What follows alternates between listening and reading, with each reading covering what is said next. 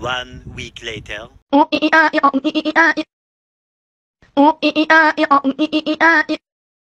of them niggas when I kill him call the reverend.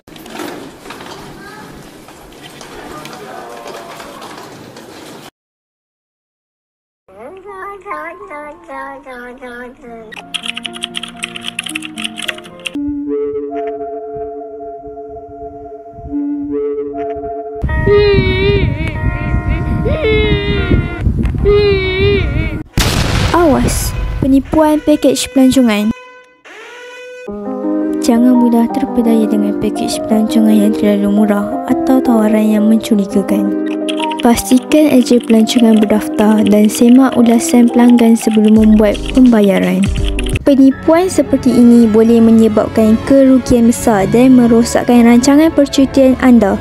Keempat, sentiasa berhati-hati dan buat pilihan yang bijak.